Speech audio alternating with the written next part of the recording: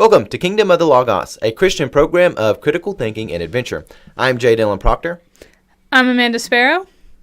And I'm Anthony Allegria. And I would like to point out today we have nothing in front of us except for a timer. We're trying to get all of our videos cleaned up, trim the fat off of them, put everything in a nice, orderly time. And if there are any problems, blame them on Anthony. Not really. I'll take the blame for that, though he is terribly addicted to phone games, which is a problem. Anyways, moving along, today we're going to be talking about something quite interesting. We're going to be talking about the question of, would you do a funeral service for Charles Manson?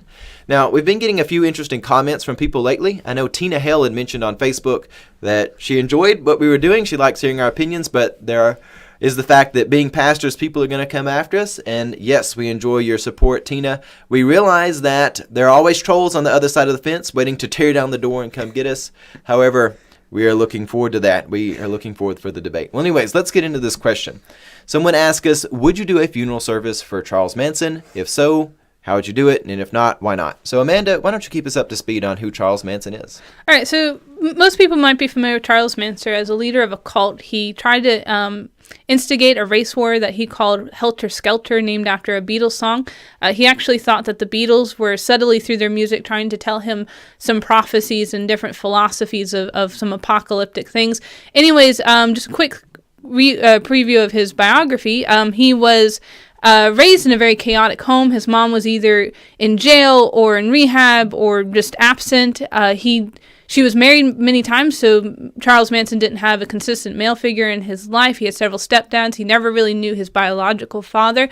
Eventually, he finds himself in California, and he has this great charisma about him. So he gathers a group of people around him. He's part of kind of the summer of love that happens, part of the hippie movement, and he starts proclaiming these things that are really kind of odd, but because of his charisma, the people are flocking to him. He even gets to help out on a movie about Jesus because the producers of it feel like he's giving the right answers on how Jesus would react to certain things. And Manson himself begins to proclaim he's some kind of reincarnated Christ, and that his followers are kind of these apostolistic, apostle-like characters.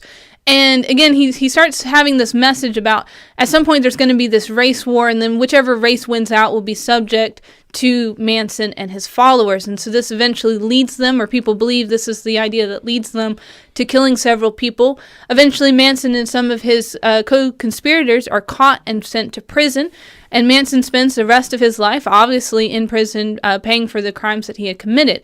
And just recently, within the last few months, he has passed away. And so this is kind of what has prompted the question given to us. We also people believe that Charles Manson's grandmother was associated with the Church of the Nazarene, and eventually a minister of the Nazarene Church was asked to do his funeral. Yeah, so this is where we're at. I believe his grandson, Charles Manson's grandson, had asked a pastor in the Church of the Nazarene if he would do a funeral service for Charles Manson. So this is an interesting question, and I know there are trolls on one side of the fence waiting to come and tear us down, and now it's for people on our side, on the Christian side of things, to come after us, because I actually kind of wish I was posed with this question in real life. Somebody actually asked me something like this. I would like the debate and the just the intellectual challenge of such a thing, because I really believe that funerals are very honorable circumstances. Even when people haven't lived honorable lives, we have to handle this with care, because again, it's not just about the person who's died, though of course it is, but it's also about the family and giving people closure to a situation. The situation with Charles Manson is definitely one that not only the family surrounded about that would need closure for, because again, he's done some terrible things. Certainly there are some very big risk factors on why he was such an antisocial person. You can look at his family life, and yeah, his grandmother may have even been a member in the Church of the Nazarene, but there really aren't any positive influences in his life from any adult figure or any parental figure. And I'm not apologizing for him when I say that, but you come to the situation, it's definitely one where people need closure. And I do think as the church, we have to step up to the plate to help people get to that point. And even when people haven't lived a good life, we come to the table. And that being said, if I were asked if I would do a funeral service for Charles Manson, I actually think I would say yes, I would be willing to do it. However, there's the big however. I would not preach him into heaven. It wouldn't be something where you come in and say, oh, we've all done bad things, but we all end up in heaven anyway. It would not be sort of this mentality where there's universal salvation. I'm not going to go in there and do that. A lot of people may be tempted to do that. It wouldn't be one of those. Again, the person's life really matters in terms of how we do their funeral. So it would be one that is quite objective. Again, I would handle it very delicately, and it would be centered around giving closure to the family and the people surrounded around that.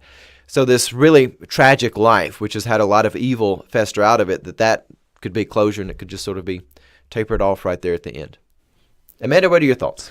Well, I think along the same lines you said, to be there for the family, to provide them comfort, ways to move through the grieving process, without attributing Manson any kind of, anything more or less than what and who he was. And I'm not sure I would have the ability to lead that service, but I would definitely maybe try to find another supportive way to provide comfort to the family.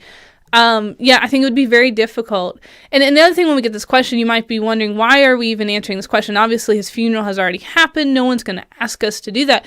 But as ministers, we will at times be asked to do a funeral for somebody who's not lived a good life. They may be connected or related to the church somehow, and somebody in the church needs a pastor to do a funeral for somebody who really doesn't have anything to just provide that kind of comfort for the family. So a pastor may have to do that, or is going to do that in their ministry. And so we have to be aware of how we're going to answer that question and how we're going to provide comfort. Like you said, we're not going to preach someone into heaven that did not live a life that reflected any kind of right relatedness with God or with others.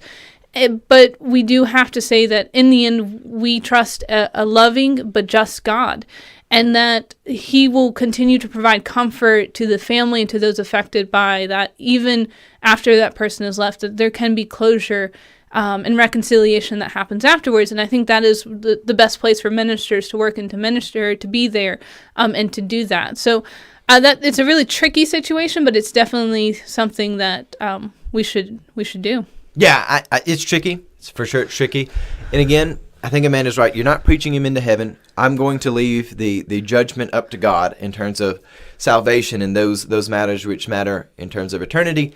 However, I do think it's an opportunity to bring a closing to the situation, a closing to Manson's life, a closing to the horrors which have come out of that, and to actually get in that situation and say, we're going to go to the nasty places. We're going to use our wisdom, our ability to receive information and do something properly with that. We're going to come to the situation and we're going to give a message of transformation and salvation, not necessarily preaching him into heaven, but those around him, they can see and have a light come to them that says salvation, transformation, they're available to us. We don't all have to live like Charles Manson did, and we're going to move away from that. So that's my take on that. And on that, we're going to wrap up this conversation, and thank you for your viewership.